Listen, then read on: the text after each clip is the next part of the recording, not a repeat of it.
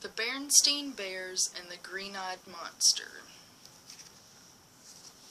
When another bear gets something brand new, the green-eyed monster makes you want one too.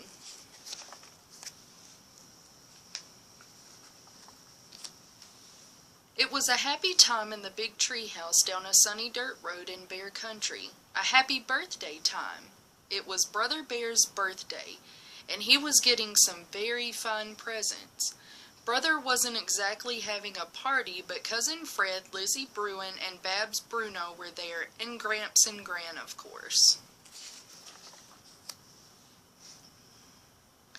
"Wow," said Brother when he opened his present from Gramps. It was an aluminum bat. "Thanks, Gramps. I'll hit 20 home runs with this." Gran's present was a great-looking warm-up jacket. Brother tried it on and looked in the mirror. "Thank you, Gran. It's really neat," he said. His other presents was a fielder's glove from Cousin Fred, a sports video from Lizzie Bruin, and a mystery book from Babs Bruno. Sister's very thoughtful gift was a package of balsa wood, the special wood Brother used for making model airplanes.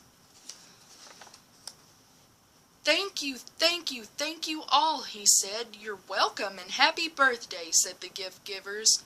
Sister's gift was thoughtful, but she was being thoughtful in another way too. It isn't always easy when your brother gets a lot of presents and you don't.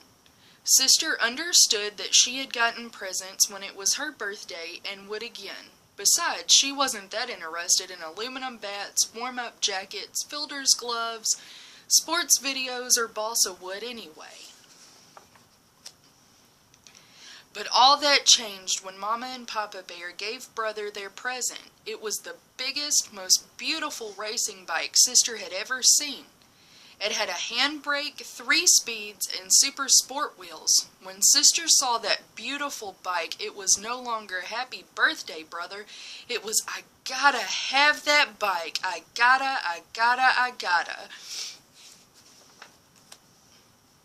Mama saw that "I gotta have it" look in Sister's eyes. She took her aside and reminded her about all the wonderful presents she had gotten on her last birthday.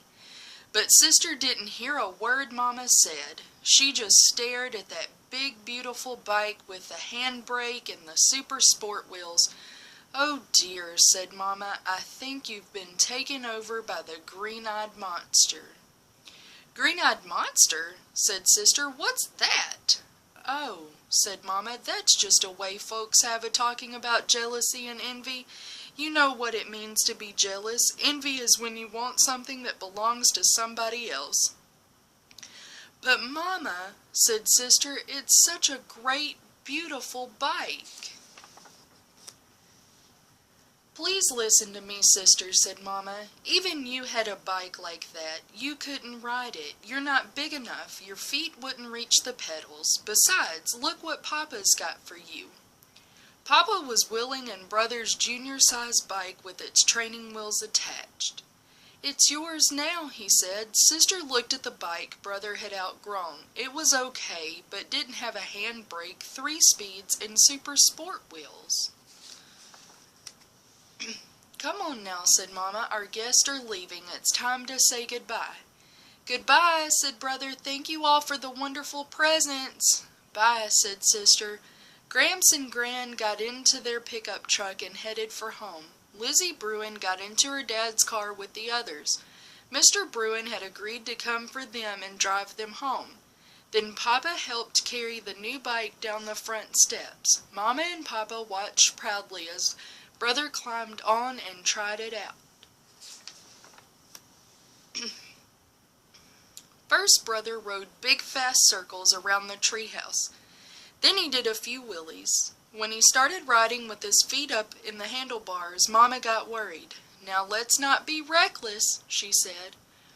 Sister watched too. She had gone inside and was watching from a window. As she did so, she became filled with envy, from the tips of her pink hair bow down to the tips of her toenails. Sister really wanted that big, beautiful racing bike. That night, Sister was having trouble falling asleep because she was still thinking about the bike. Then, just as her eyes were closing, the strangest thing happened. She had a visitor. The visitor looked exactly like Sister, except she was green and had little horns on her head. "I know who you are," Sister said. "You're the green-eyed monster." Sister was having a dream, of course, but she didn't know that. That's the thing about dreams. They're so real. "Come," said the green-eyed monster. "If you want a bike like Brothers, all you have to do is prove you're big enough to ride it." Before she quite knew what was happening, she was up on the bike, and the green-eyed monster was giving her a big push. The bike was much too big for her. Her feet couldn't even almost reach the pedals. Then, as so often happens in dreams, things began to change. The bike got bigger and bigger and bigger. Now Sister was speeding down a hill. At the bottom was a great rock. She smashed into it. There was a huge crash. Brother's beautiful new birthday bike flew into 1,000 pieces. "What have I done?" she screamed. "What have I done?" Mama and Papa, who had just fallen asleep, came running into the cub's room. "Oh, Mama," cried Sister, "I just smashed Brother's beautiful birthday bike into 1,000 pieces. 1,000 pieces!" "Try to calm down, sweetie," said Mama. "Brother's bike is perfectly safe. You were having a dream." "What's going on?" said Brother, rubbing his eyes. "I'll go downstairs and get us all some warm milk," said Papa. "It'll help us get back to sleep." And it did. The next day, Sister's best friend, Lizzie, came over to play. She and Sister had a fun time riding around the yard. Brother's old bike turned out to be just right for Sister. Lizzie had a good time on Sister's old trike, and Brother rode circles around them on his birthday bike. Later, when Mr. Bruin came over to pick up Lizzie, he had a very big surprise for everybody. He had just traded in his old car for a beautiful brand new one. And what a car it was! It had wire wheels, leather seats, and racing stripes. Mama, Brother, Sister, and Lizzie congratulated Mr. Bruin on his fine new car. But not Papa. He just stood and stared. He had the same "I gotta have it" look that Sister had when she first saw Brother's new bike.